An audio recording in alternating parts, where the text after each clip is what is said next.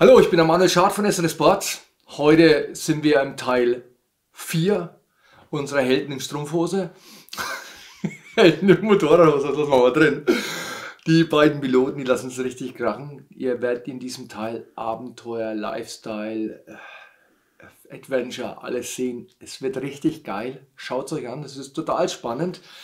Der zweite Teil war cool, das war die Einführung, das Vorspiel. Und jetzt wird es cool. Aber die beiden, wo ist denn eigentlich der Jan geblieben?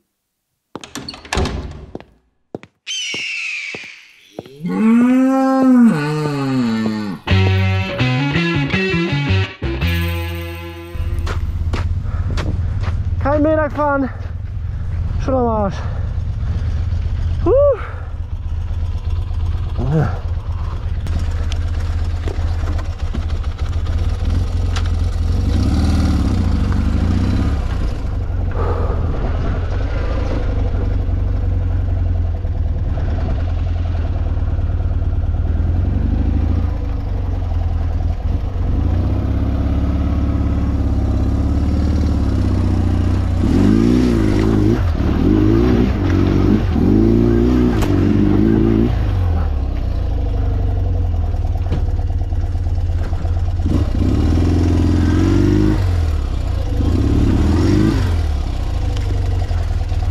Warte jetzt, jetzt habe ich sie.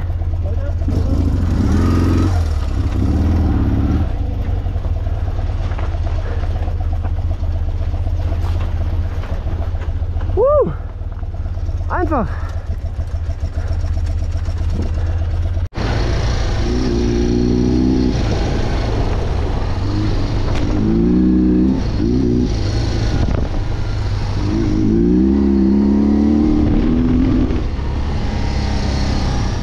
Ja, das war richtig geil. Also da haben wir es auch echt gut fliegen lassen. Ja, und es war halt geil, weil rechts war übelst die schöne Aussicht und ich habe immer so rüber gespickelt. Aber wir sind halt da lang geflogen mit 50, 60, was ich teilweise auch über 100. Also das war wirklich kriminell, weil also du pusht dich dann gegenseitig so. Und wir hatten ja irgendwie vergleichbares Setup. Und dementsprechend haben wir uns da irgendwie gegenseitig halt voll gepusht und sind da halt echt mies asozial lang gebrettert. Aber es war halt auch echt geil. Und irgendwo nachher dann haben wir da diese 701-Fahrer getroffen, weißt du es noch? Ja, die kamen uns entgegen irgendwann, wo wir dann dachten, also zum Glück auf der Geraden, wo wir dann uns angeschaut haben, weil wir sind ja, man sieht es, wie wir fahren. So, man erwartet nicht, dass da Verkehr kommt. Also wir wussten, dass da schon Verkehr ist. Wir haben ja auch teilweise Forstarbeiter und so getroffen.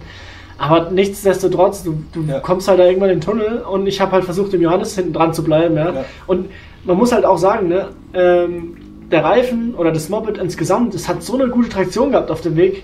Also ich war echt teilweise ein bisschen erschrocken, wenn ich auf den Tacho geguckt habe, weil wir waren schon teilweise jenseits der 70, 80 und dann fängst du halt an, Kurven zu schneiden oder halt die Kurve, weil du weißt, okay, da ist der Belag ein bisschen sicherer oder fester, bleibst halt innen und ziehst durch, so wie da jetzt. Und dann kamen uns halt wirklich zwei Franzosen entgegen, auf der Geraden zum Glück, und dann haben wir halt echt gedacht, Alter, leck mich am Arsch, wenn uns welche entgegenkommen mit einem ähnlichen Speed, ciao Leben, dann ist fertig. Das wäre böse gewesen, ey. Das war schon immer, aber es hat einfach so viel Spaß gemacht.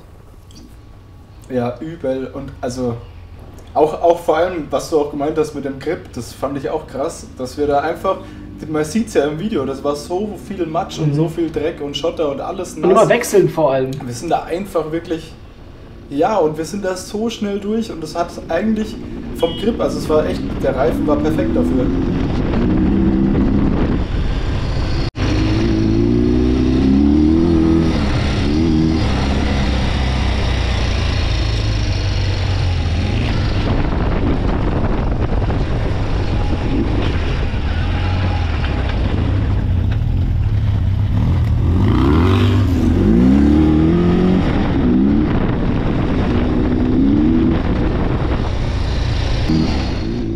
Auch der Sound, also mein Moped ist ja relativ leise, gut, ist auf dem Video kommt es eigentlich relativ laut noch rüber, aber mein Auspuff ist ja wirklich sehr dezent, aber der vom Johannes, das ist halt so dieser Boxersound vorne, ne?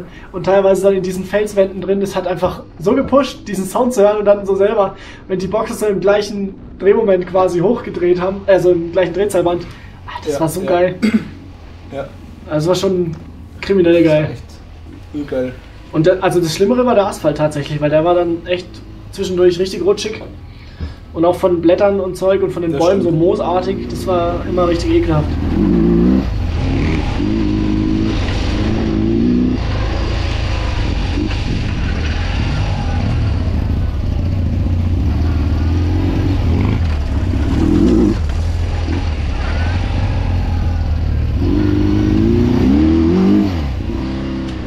Wo war der Jan da eigentlich zur Zeit?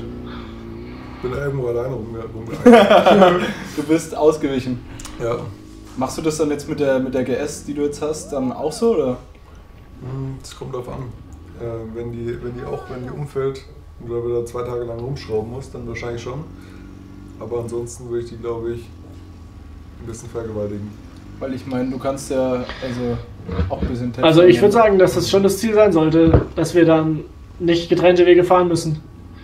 Nee, wenn dann alle Ted oder du bleibst daheim. Das geht schon und dann einfach immer genug Gas. Ja. Das ist wichtig. Ja. Ich finde es eigentlich schon besser, wenn ihr alle zusammenfahrt und lasst den armen Kerl nicht allein rumfahren. Ne? Hier brauchst du Speed, ne? Ja, Mann. Okay. Das ist so rutschig. Aber den Hügel ohne Schwung wäre nicht hochgekommen. Nee. Geil, weiter mit Speed. Wo kommt der Matsche?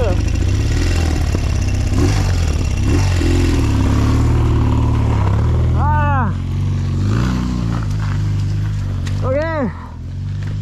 Schlammschlacht. Hoffentlich wird es nicht zu steil.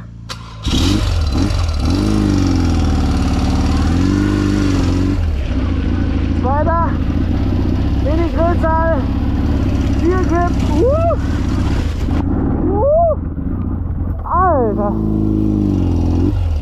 Alter.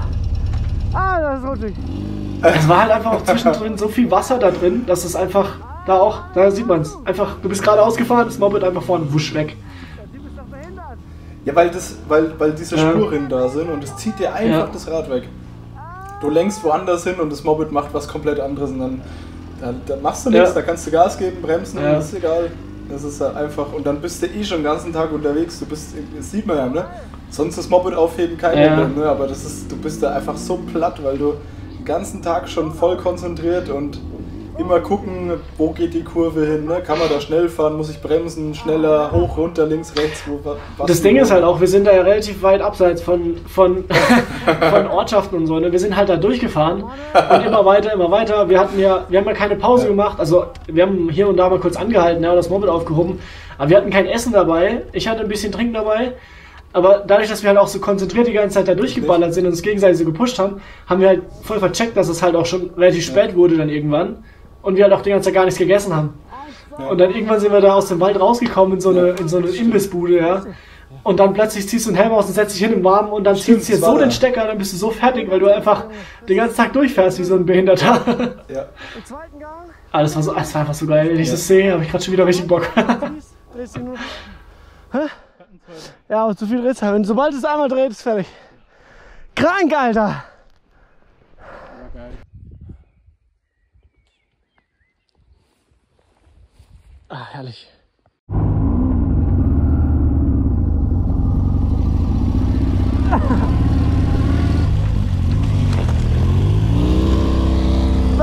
Drecksau!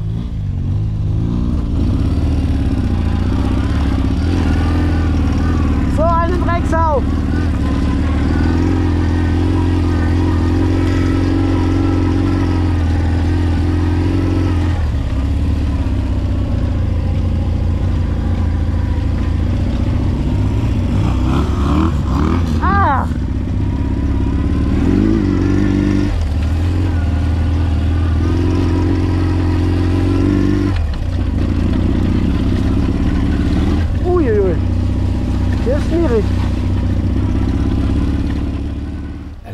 Das war echt gut, ey.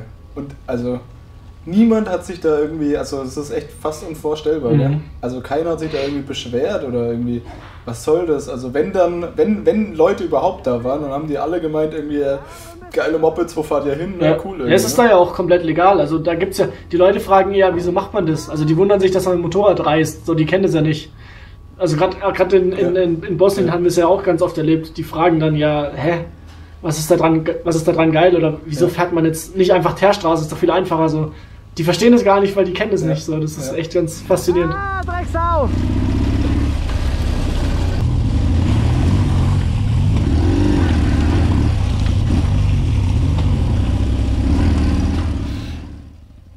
Ja, das Terrain, das sieht schon richtig heftig aus.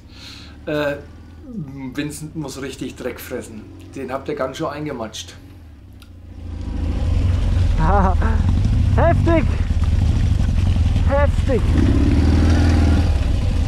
Einfach heftig, aber geil. Schönes Ding. Ah, der Bock ist. Mann ey, was machst du denn? Ah, Ja, kannst du vergessen, ne? Das kannst du voll vergessen. Ja, da war ich wieder einfach fasziniert, wie die da einfach durchmarschiert. Also ich hätte es niemals, ich sehe diese Spurrillen und Wasserlöcher und denke mir so, okay, alles klar, jetzt machen wir Pause und müssen das Ding da irgendwie rausbergen. Und das Ding hat einfach Vortrieb ohne Ende. Also es war einfach, es war echt richtig heftig. Jo. Oh jo. Das ist interessant hier.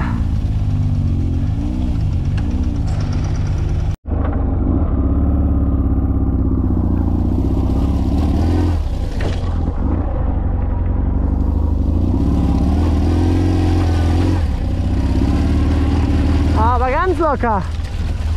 Geil. Geil, geil, geil. Nicht so geil.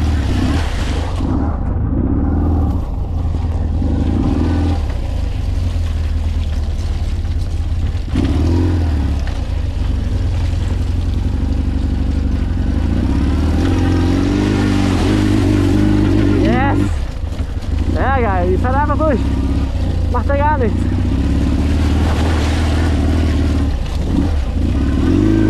So geil. So geil, wenn es funktioniert.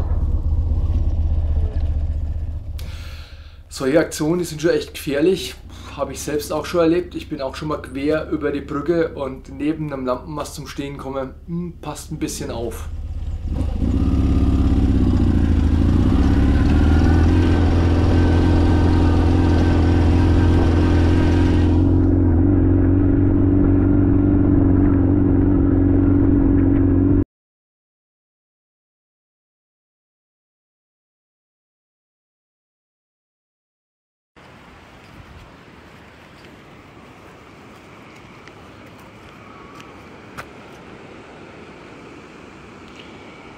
Ich piss einfach seit Monaten.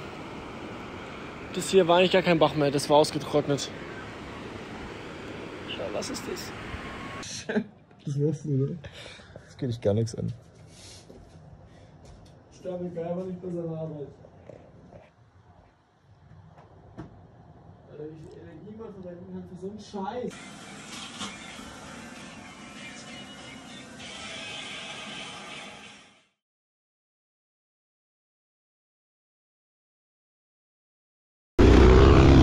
Oh nein! Scheiß Pütz! Hey, wer ist da? Ah, da ist der Georg. Da ist immer wieder mies geblasen. Da ist der Georg Genau, gekommen. da ist jetzt der Georg dabei. Das war dein Cousin, ne? Genau, mein Cousin. Der hat sich auch voll die harte Tour gegönnt. Der ist da runtergefahren. Also wir waren ja da schon in Kroatien. Und er ist innerhalb von 2 Tagen oder 1,5 Tagen aus Deutschland da runtergefahren, um mit uns ein paar Kilometer TED zu fahren, um dann 3 Tage später war es, oder 2,5 oder 3 Tage später ist er wieder alles zurückgefahren auf Achse. Der hatte sich, kurz davor hat er sich eine Afrika-Twin gekauft, eine RD07 und wollte auch unbedingt mal Gelände fahren und so und war dann so angefixt, dass er dann sich das voll gegeben hat, aber er war richtig geil.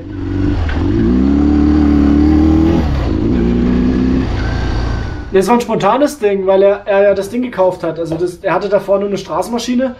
Er ist noch nie wirklich Gelände gefahren. Dazu muss man sagen, der ist mit uns mitgefahren, ne? Also der hat's schon. Es gibt halt Leute, die haben das im Blut, sage ich mal, ne? Voll. Vor allem, ich weiß gar nicht, was er für Reifen drauf hatte. Der hatte die Heidenau K60 Scout, also den mit Mittelsteg, ne?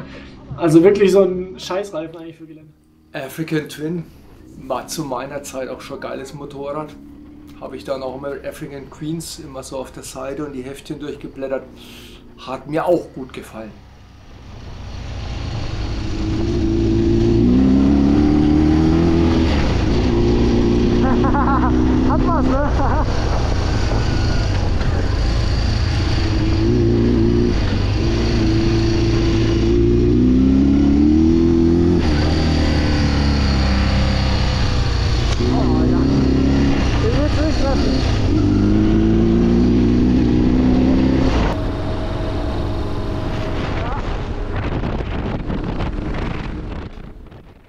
das war schon richtig Glück, dass euch keiner entgegengekommen ist, weil das ist dann Ende. Bosnia Rallye war das mal so, dass uns ein Mähdrescher entgegengekommen ist. Wir sind alle 3 in den Graben gefahren. Simo, Jörg und ich. Seitlich weg, weil da, wenn du vorne reinfährst, Sense. So, kleines Update, was ist hier los?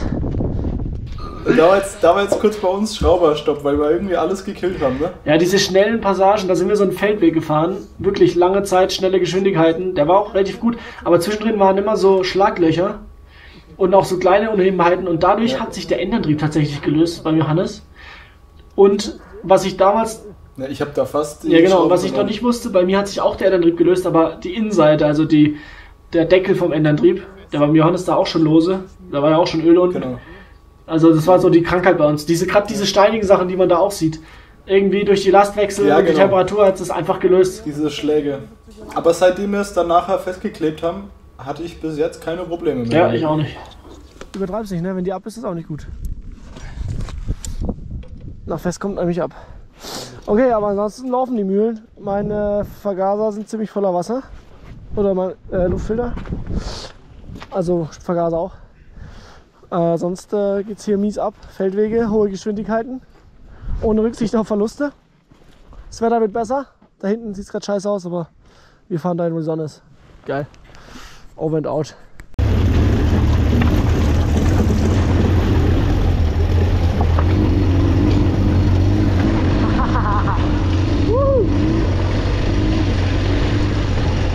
Solche Wege kenne ich auch von der Bosnia Rallye und wir haben uns dann gedacht, irgendein Reifenhersteller ist der Sponsor, weil da geht richtig was kaputt da drauf.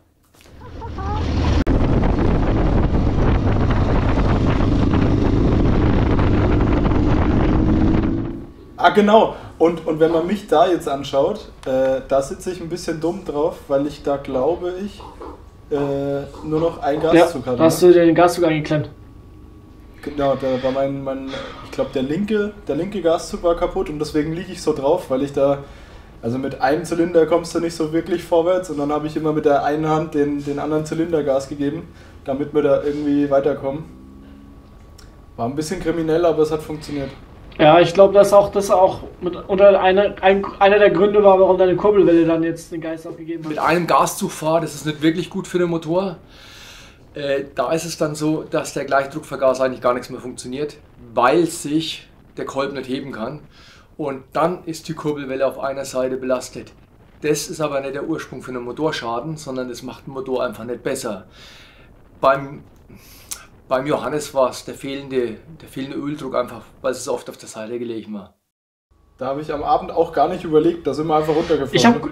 Irgendwie am nächsten Morgen wird man irgendwie bestimmt. Ja, ich habe kurz überlegt, weil mein Anlasser war kaputt. Also zu dem Zeitpunkt haben sich die Magnete beim Anlasser gelöst durch die Vibration.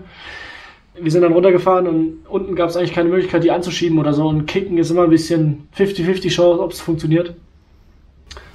Und dann bin ich aber trotzdem runter. Dachte, scheißegal, ich lasse den nicht oben stehen.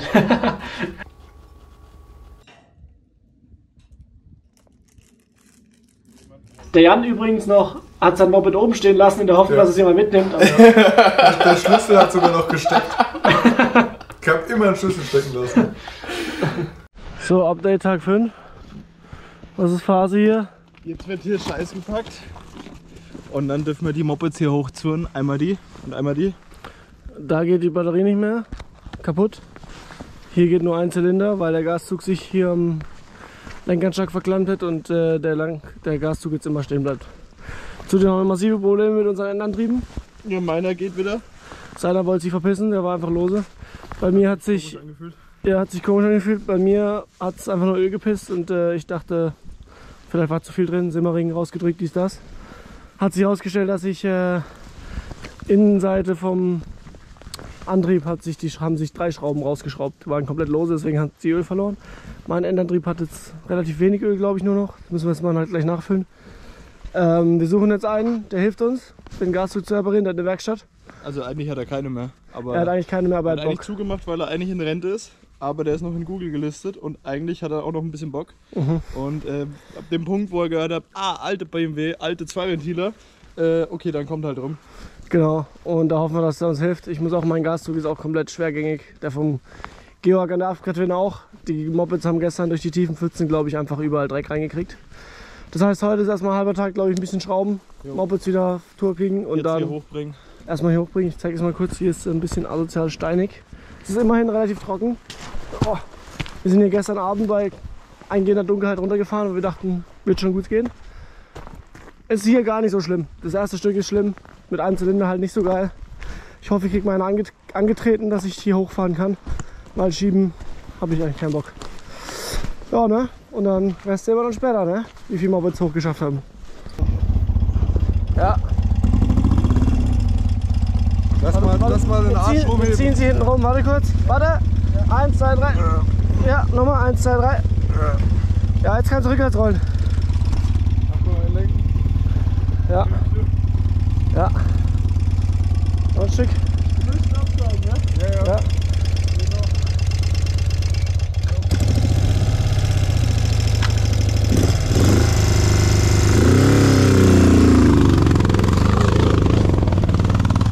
Easy.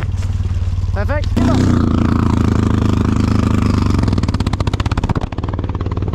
Kein Problem. Spanngurte. So, kurzes Video-Update. Jetzt haben wir meine hier hochgefahren. Ging besser als gedacht mit dem Einzylinder. Da fehlt halt richtig Drehmoment und Leistung. Da geht gar nichts. Und jetzt haben wir hier noch eine Mühle, die wir noch hochbringen müssen, um dann zum Reparieren zu kommen. Und da wird jetzt hier schon gekickt. Oh, da ist ein Stein. Hoffen wir mal, dass das Scheißding angeht. Da ist die Batterie verreckt. Hier haben wir jetzt hier gepennt. War ganz geil. Zur Not müssen wir haben dann meine angekickt bekommen tatsächlich nach, Alter, ich war am Arsch. Da war ich schon am Arsch. Anstrengend. Komplett, weil ich so lange gekickt habe. Naja, geht halt nur mit Profis, ne? In dem Sinne, bis denn.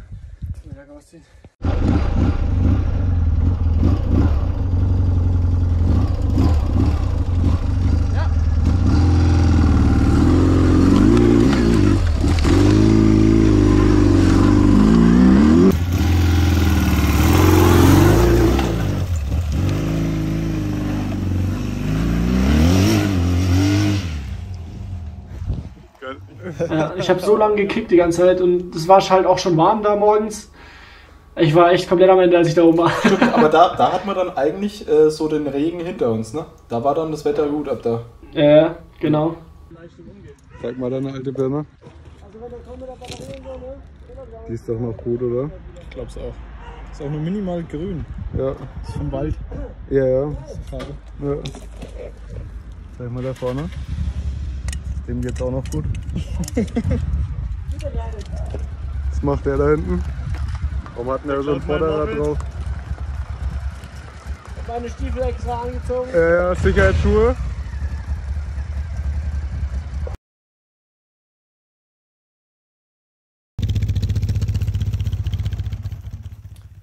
Kiesstrand. Total geil. Bosnia Rallye. Also wenn ich das sehe, da kommen wieder Erinnerungen auf, wie wir da mit dem Andi entlang gefahren sind. Wow, hat richtig Spaß gemacht. Und da hat es mir auch fast auf die Waffel gehaut.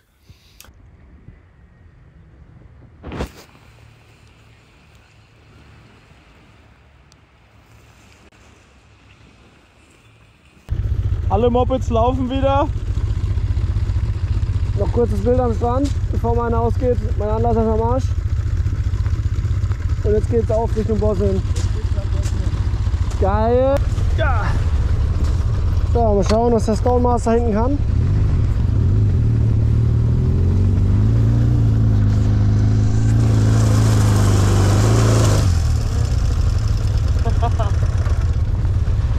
Oh Mann, ey. Wo fahren wir hin? Hier kommt man nicht hoch. War einfach. Ah, Wichser! So ein Wichser! So ein Wichser! Weg hier!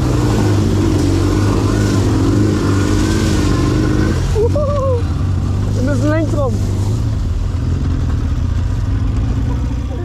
Genau, da haben wir dann Pizza gefatzt an der Stelle, gell? Da haben wir uns eine Pizza reingeworfen. Und wir haben auch nochmal Endertrieb nochmal nachgezogen, genau. Bei mir auch. Der hat sich gelöst gehabt. Was sind BMW-Problem? So kann man der hat keinen Bock mehr, er wollte sich verabschieden, aber wir haben es gemerkt. Also hätte ich auch nicht gedacht, dass die Dinger so lange sind. So, kleines Update. Das ist jetzt ungefähr 3 Stunden, nachdem wir am Strand waren. Hallo! Was ist hier los? Warum ölt es da unten? Das ölt auch gar nicht. Okay, wir haben doch noch mal kurz noch mal schrauben müssen, auch wenn es keiner glaubt. Aber jetzt können wir endlich nach Bosnien reinfahren. Wir können, wissen wir noch nicht.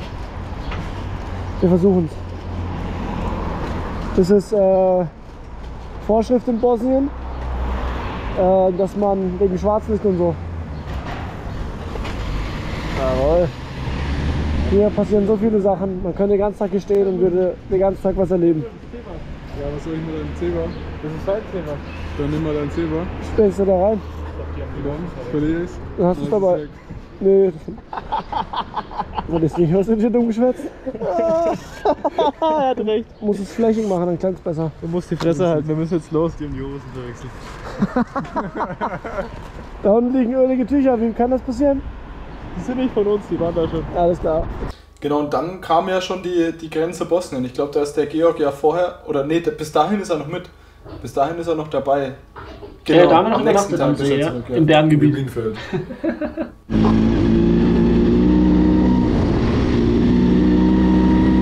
So, kurzes Update.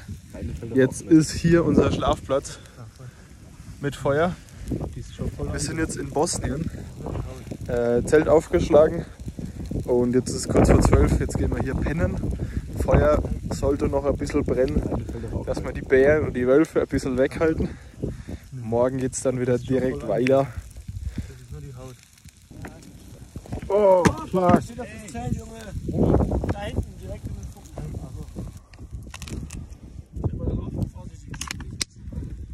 Ich war vorsichtig. Langsam, dass mir aus der Hand rutscht.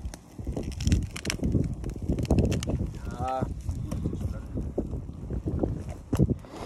Profis. Da stehen hier die Mopeds. Feuer. Windzetterasserto. Was ist los? Hast du die GoPro? Akkus? Wir machen das morgen. Und da pennen wir jetzt. Das ist meine Gas.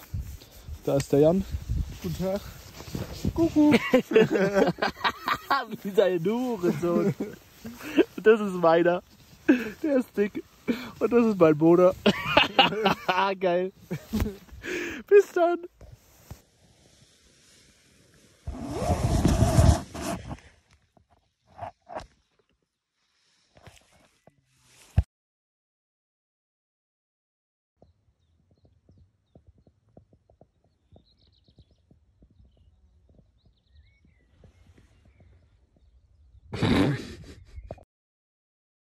In dem Wienfeld, wo Bären Genau. und Wölfe. Und das Haus, was man da gesehen hat gerade, das ist, glaube ich, auch ganz bekannt. Also da waren einige Leute dort irgendwie. Das Haus habe ich in mehreren Videos schon gesehen von der TED dort. Das ist auch markiert auf der TED-Strecke als Aussichtspunkt oder als Campspot. Ja, das haben wir gemacht, ne? Da haben Deswegen wir wahrscheinlich, gecampt, ja. Da waren ja, die genau, Norweger, oder? Norweger. Doch, doch. Nee. Ja, das waren dann auch die uns dann morgens erzählt haben, Alter, wart ihr das, die da oben in dem Wienfeld geschlafen habt? Mit den Bären? Wienfeld und Bären? Wart ihr das? Ja, heute war es echt spannend. Also, wer das Gegenteil behauptet, der hat nicht reingeschaut. Der Offroad-Anteil, der war sehr hoch, war wunderbar. Ich wäre schon echt gern dabei gewesen, muss ich sagen. Ich freue mich auf den 5. Teil. Seid gespannt. Bis bald. Euer Manuel Schad von SRS Sports.